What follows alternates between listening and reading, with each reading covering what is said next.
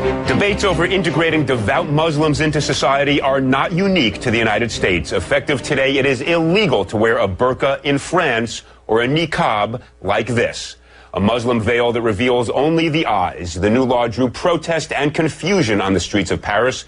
Two women stepping out in their niqabs and drawing a crowd were arrested for staging an unauthorized protest. The French government has called the veils, and I quote, a new form of enslavement, end quote, not acceptable on its soil.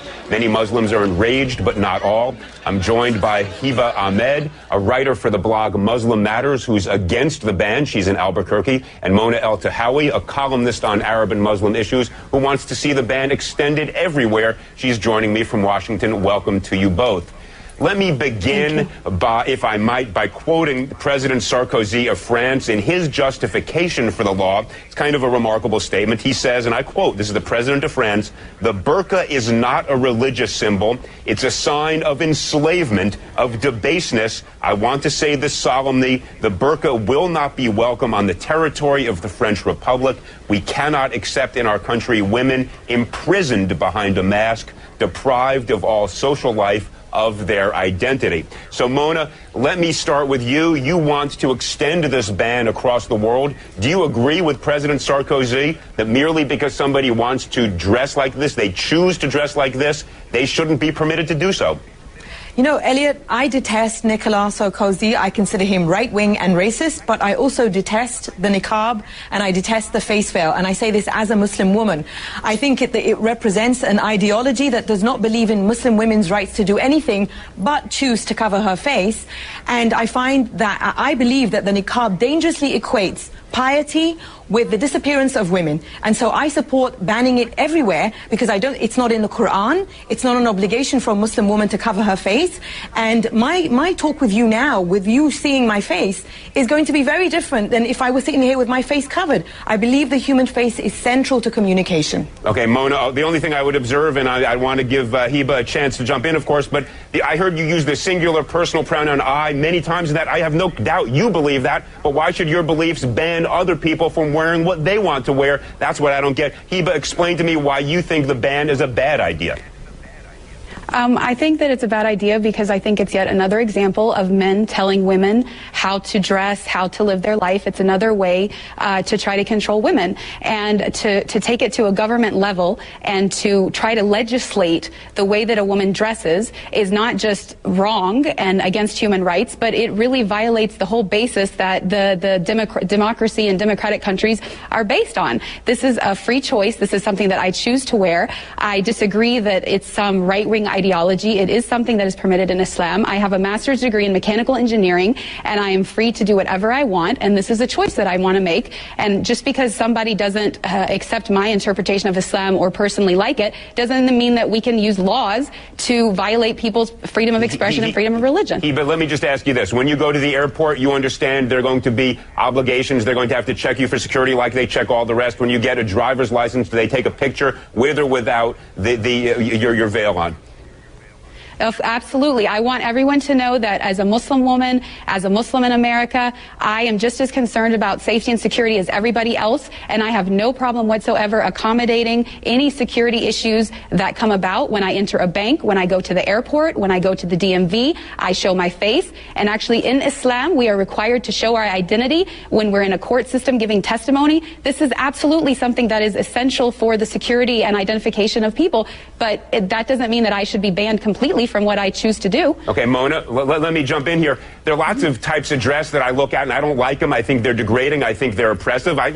Lots of things I see teenagers wearing that, I'm now viewed as old-fashioned by a lot of, my kids perhaps. I don't go around saying we should pass a law banning it. Isn't that fundamentally violative of the First Amendment? What possible reason can there be legally to say to somebody, you can't dress the way you want to dress? Actually, Elliot, the government does tell people how they can and can't dress all the time. You cannot walk outside naked. There are many states here in the U.S. where 3 or more people cannot be together in public with wearing a face mask. So the government actually does legislate over our wardrobe, but everybody conveniently forgets that. I would like to ask Hiba, once I'm done talking, if she works, because we've been on media shows together where we've been on opposite ends of this argument.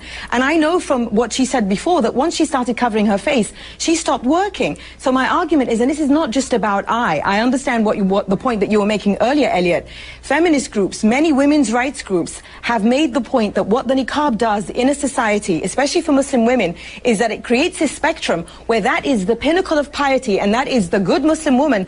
And so of course it affects me. In France, where this ban is going in effect, Muslim women's rights groups there support it because they find that Muslim women who live in the French housing projects have been put under tremendous pressure by the Muslim right wing to give into the niqab. And when they speak out, they are told, it's basically, they become these political pawns. Yeah, that's why I said I oppose Sarkozy, but I oppose this on women, because what choice do women have besides covering their face? This ideology doesn't recognize Muslim women's rights. Mona, I just have to push you on one thing here. There are certain prohibitions on the way people dress, or you mentioned nudity, that don't dress, that are in fact imposed upon us by law, but none of them that I'm aware of relates to a specific religion and says if you are a devout member of a religion, you cannot dress in a way that is you are obligated to practice your religion, your choice of faith. Can you think of any example like that? Because I can think of 1,000 other laws, if this were upheld, that suddenly we would limit all sorts of things that people do for their religious beliefs because we don't agree with it.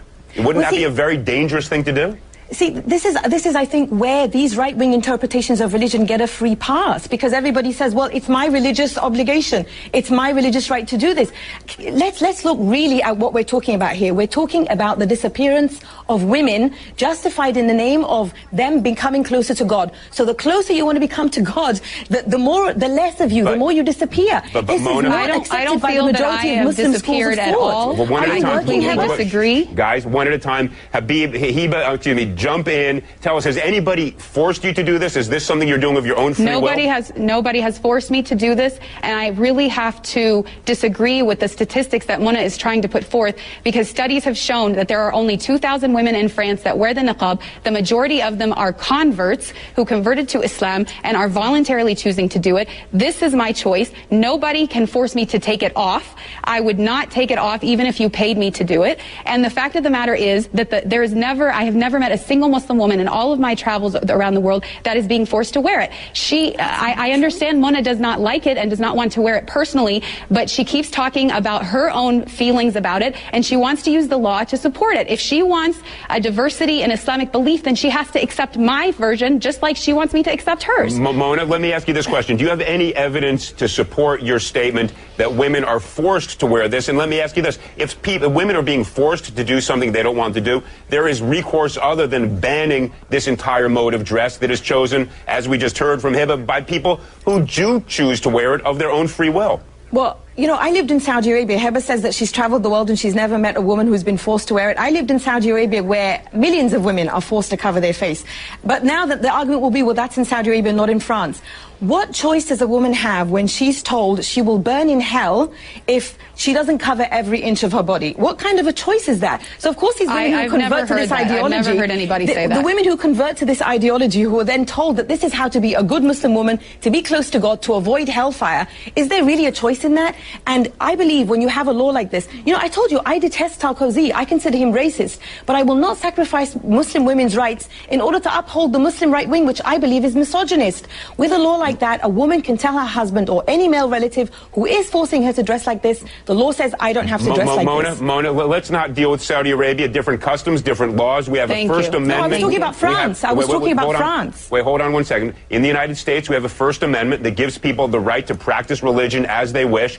Do you not think that a law that in the United States that would ban this form of dress would violate the First Amendment permission to practice religion as each individual sees fit? Well, this comes back to religion again. Everything is allowed just because someone says it's their religious belief. You know what I think? No. Mona, you're going to jump in. Hold 1 second. It's banned or permitted until there is some compelling state interest on the other side. But it's got to be an overwhelming interest. What is the overwhelming interest that would justify us in banning a type of dress that people choose as a result of their religion? Well, all the reasons I just gave you, but I will repeat. I believe that this is genuinely harmful to Muslim women because it creates this pinnacle of piety in which a Muslim woman is told, this is the closest you can get to God, and she's disappeared.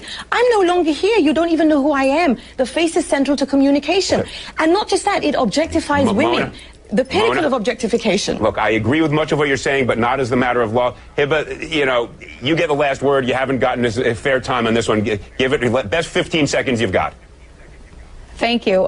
Basically, I want people to know that when I choose to cover this way, it's because I am fighting against a systematic oppression against women in which women's bodies are being sexualized and objectified. This is a different perspective and a different form of empowerment in which I think when I'm in public, my sexuality is in my control and people have to deal with my brain and who I really am and not judge me by my body. And if we want to really talk about the oppressive situation of women, let's talk about all of the eating disorders, all of the plastic surgery, all of the unhealthy diets that are being done, all in the name of having the perfect body. To me, this is liberating and this is empowering. Mona keeps saying, I believe, I believe, I believe. Well, we don't make laws based on what Mona believes or what anybody believes. All right, guys, it's based on whether or not.